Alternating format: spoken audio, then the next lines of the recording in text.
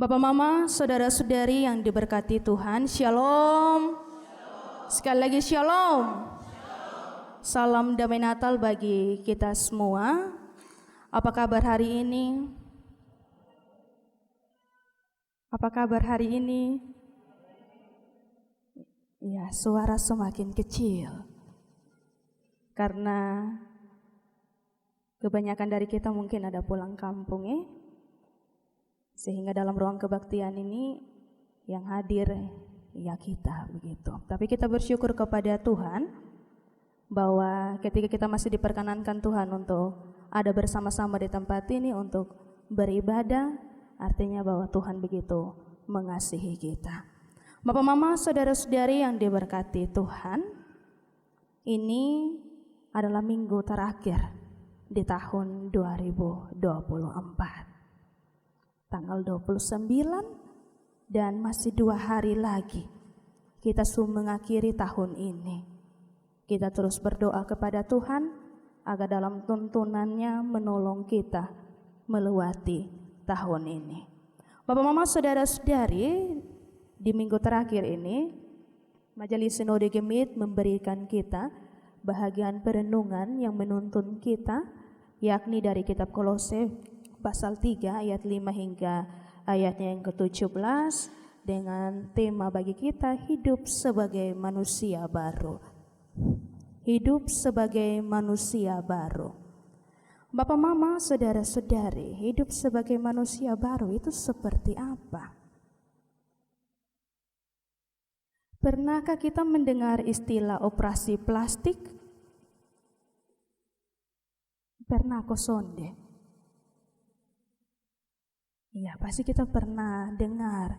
Apalagi sekarang ini Bapak Mama, kalau kita buka media sosial, banyak sekali pembahasan tentang operasi plastik yang dilakukan oleh orang-orang yang punya uang.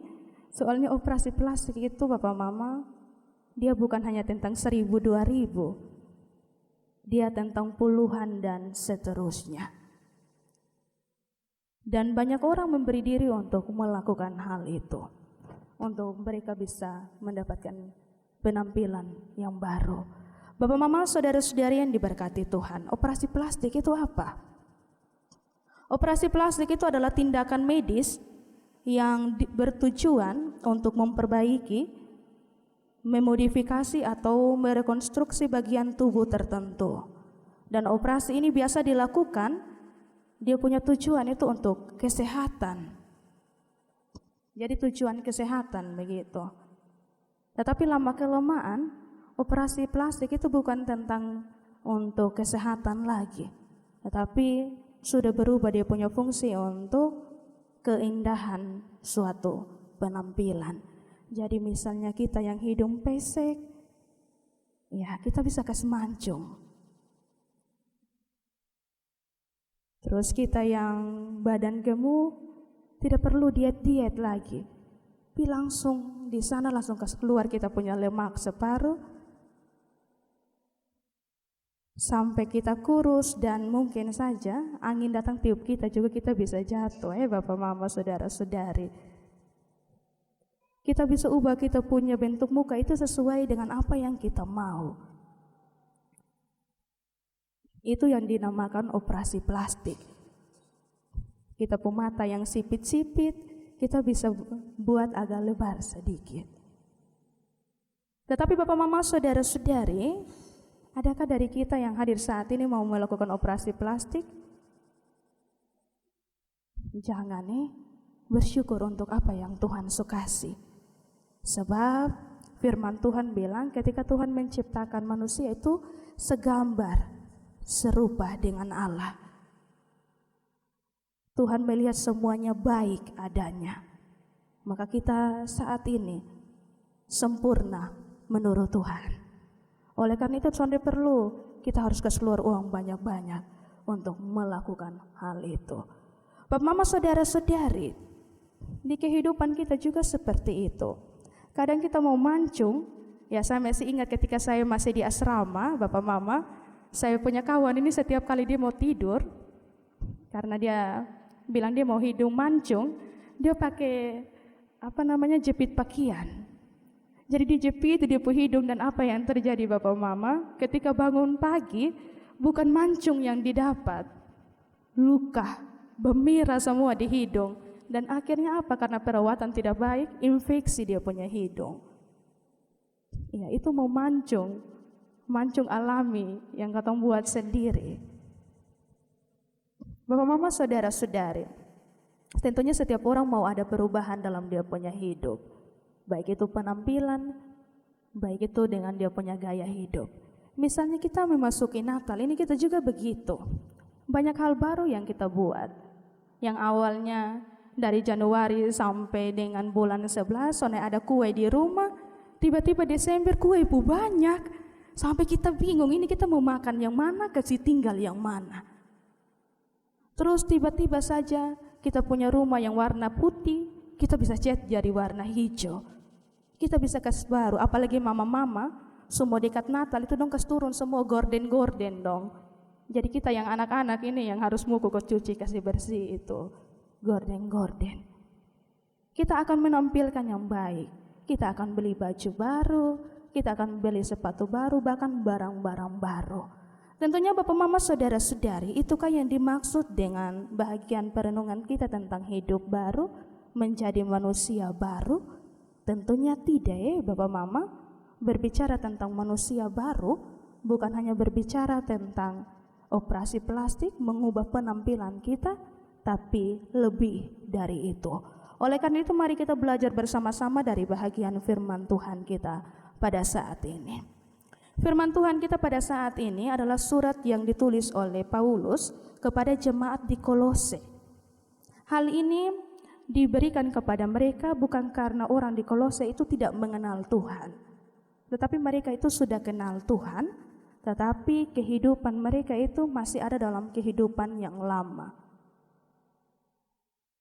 Ya, sama seperti kita ya Bapak Mama, saudara-saudari, kita mengaku bilang kita ini orang Kristen, di mana-mana kita kasih tahu bilang kita orang Kristen, apakah kekristenan itu sudah terwujud melalui kehidupan kita ataukah belum? Hal inilah yang membuat Paulus menulis surat kepada jemaat di Kolose. Karena pada saat itu juga banyak ajaran-ajaran palsu yang muncul sehingga membuat iman mereka terombang-ambing. Sehingga mereka kenal Tuhan, tetapi mereka juga masih hidup dalam kehidupan yang lama, yakni penuh dengan percabulan, kenajisan, hawa nafsu, keserakahan, penyembahan berhala, dan seterusnya. Sehingga Paulus mengatakan kepada mereka dalam kita punya bacaan pada ayat yang kelima, matikanlah, tinggalkanlah, lepaskanlah segala sesuatu sifat yang hanya mementingkan kita punya kepentingan diri, yang ikut duniawi punya. Sebab kalau kita sudah mengaku mengenal Tuhan, maka kehidupan kita juga harus menunjukkan cara hidup yang sesuai dengan apa yang Tuhan inginkan, yakni hidup baru. Bukan hanya tentang penampilan kita yang baru, tetapi lebih dari itu, tentang perubahan, baik itu dari segi tindakan maupun juga dari setiap tutur kata kita yang harus menyenangkan hati Tuhan. Bapak Mama saudara-saudari, Paulus menegaskan bahwa untuk menjadi manusia baru maka haruslah membuang semua sikap hidup kita yang lama, yakni marah, geram, kejahatan, fitnah, dan kata-kata kotor yang keluar dari mulut kita. Kadang kita berpikir bahwa seperti ini, sebenarnya beta ini sonde mau marah, tapi di dalam rumah ini ada hal saya yang buat beta harus marah, atau ada saja yang buat beta harus marah, baik itu di lingkungan sekitar kita. Jadi kayaknya beta susah untuk mau berubah. Ada juga Bapak Mama saudara-saudari, ketika dia kaget itu bukan kata-kata yang memberkati yang keluar, tapi kata-kata kotor yang keluar dari dia punya mulut.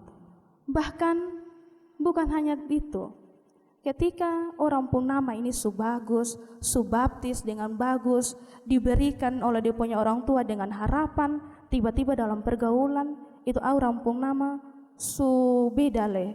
Susunde bukan nama manusia lagi sudah, tapi sudah ada nama binatang ketika berpanggil satu dengan yang lain. Itu adalah kata-kata kotor yang seharusnya tidak kita ucapkan. Dan firman Tuhan hari ini menegaskan kepada kita bahwa hal-hal seperti itulah yang harus kita tinggalkan, karena itu merupakan kehidupan yang lama. Terus kehidupan baru seperti apa yang dimaksudkan dalam firman Tuhan ini? Yakni kehidupan kita yang penuh dengan belas kasihan, penuh dengan kemurahan, kerendahan hati, kelemah lembutan, kesabaran, dan beri pengampunan bagi orang lain seperti yang telah Tuhan lakukan bagi kita. Bapak, Mama, saudara-saudari, berbicara tentang mengampuni ini bukan hal yang mudah. Apalagi sampai bilang beta terlalu sakit hati. Kalau su bilang sakit hati, maka bukan hanya tentang sakit hati, tapi itu juga sudah ada dendam. Adakah dari kita yang hadir saat ini masih bermarah dengan dia punya saudara-saudari?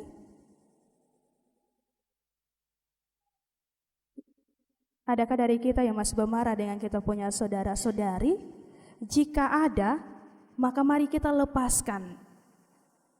Karena kita semua mengakhiri ini tahun, kita harus beri pengampunan agar ketika kita masuk di tahun yang baru, kehidupan kita juga baru.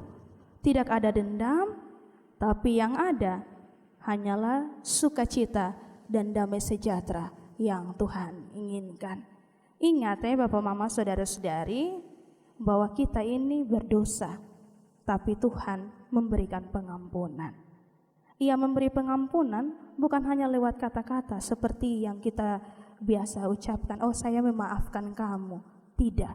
Tuhan punya pengampunan itu lebih, ia melakukan tindakan, memberi dirinya untuk kita. Siapa di antara kita yang mau memberi diri untuk menebus kita punya dosa? Dia mengasihi kita, dia menyayangi kita, sehingga dia memberi dirinya.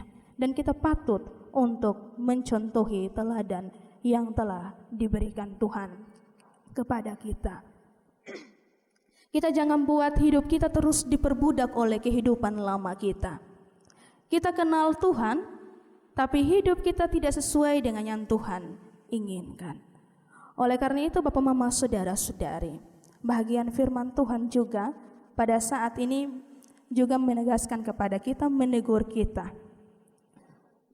bahwa dalam kehidupan kita, jika kita mau tegur orang, mintalah hikmat dari Tuhan, supaya teguran yang kita berikan itu jangan teguran yang menghakimi, tapi teguran yang penuh dengan perubahan dan mendatangkan damai sejahtera bagi orang-orang yang kita tegur.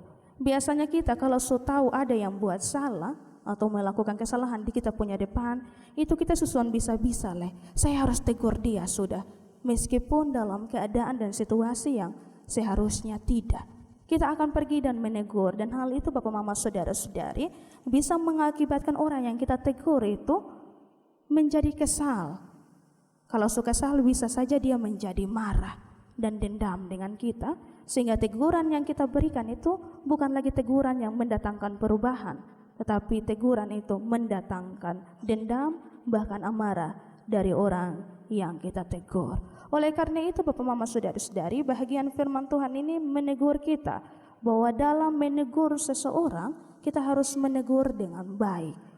Kita minta tuntunan Tuhan supaya lewat kita punya tindakan, tutur kata kita itu menyenangkan hati orang yang kita tegur, dan dia boleh berubah sesuai dengan apa yang kita sampaikan itu, agar dengan demikian kehidupan kita menjadi kehidupan yang membawa damai sejahtera bagi orang-orang yang ada di sekitar kita. Bapak, Mama, saudara-saudari, untuk menjadi manusia baru itu bukanlah perkara yang mudah. Seperti kita mau mancung ya kita tinggal operasi dan seterusnya. Tidak. Menjadi manusia baru itu adalah tindakan yang sangat sulit untuk kita lakukan, sebab kadang kita mau berubah tapi kita punya diri sendiri yang menolak begitu. Kayak misalnya kita mau marah, kita punya anak-anak, kita punya suami, tetapi kalau kita bilang kita tidak marah, nanti mereka sudah tahu apa yang mereka buat ini sebenarnya salah.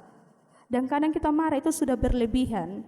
Ya, sebagai mama-mama, kadang hanya marah ini hanya seputaran hal kecil, tapi tiba-tiba saja semua hal disuruh ambil habis. Dan ketika orang yang dengar juga mungkin orang juga malas begitu. Kenapa kau hanya masalah kecil bisa jadi seperti ini? Tetapi Bapak Mama Saudara-saudari, bagian firman Tuhan bilang harus berusaha untuk kita bisa merubah sikap hidup kita yang lama. Meskipun sulit, minta Tuhan supaya Tuhan menolong kita. Bapak Mama Saudara-saudari yang diberkati Tuhan. Misalnya bagi kita punya bapak atau saudara yang biasa merokok. Kita sudah tahu merokok itu bisa membahayakan kita punya kehidupan. Tetapi masih saja kita merokok. Ya, kadang kita tanya kenapa merokok? Kalau sonde merokok itu rasa kehampa begitu. Tidak ada kekuatan untuk bekerja. Tetapi Bapak Mama, merokok itu bisa menyebabkan kesehatan kita terganggu. Dan ketika kita punya orang tua batuk-batuk, kita kasih tahu itu karena rokok. Ada yang jawab bilang begini, mau rokok kok, sonde rokok kok, pada akhirnya katong akan mati. Ya, jawaban seperti ini Bapak Mama Saudara-saudari adalah jawaban yang memang bukan hidup dalam kehidupan yang baru, tapi tidak mau untuk melepaskan kehidupan yang lama.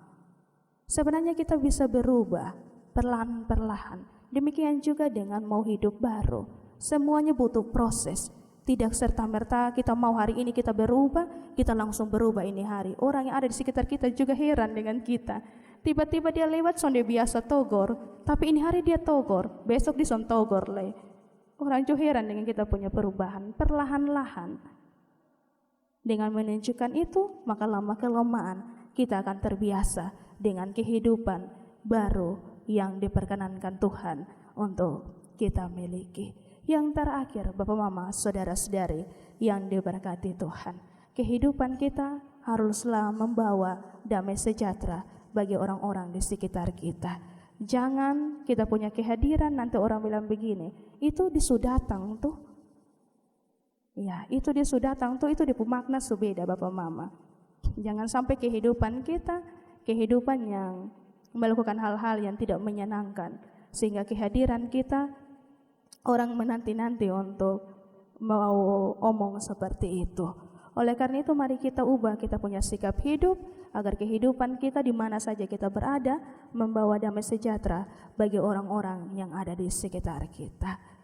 Bapak Mama Saudara-saudari yang diberkati Tuhan, mengakhiri tahun ini mari kita buat suatu perubahan, komitmen di dalam diri kita. Tuhan, saya mau sekiranya Tuhan menolong saya di tahun 2025, saya menjadi pribadi yang lebih baik. Jika 2024 saya tidak mampu untuk meninggalkan kehidupan lama saya, Tuhan tolong saya agar di 2025 saya boleh hidup sesuai dengan apa yang Tuhan inginkan. Kita akan memasuki tahun yang baru, maka kita minta Tuhan supaya kita juga masuk dengan hidup yang baru yang berkenan bagi Tuhan. Kiranya firman Tuhan menolong kita, menjadikan kita menjadi pribadi yang baru, baik itu lewat segala tutur kata kita maupun segala tindakan kita. Amin.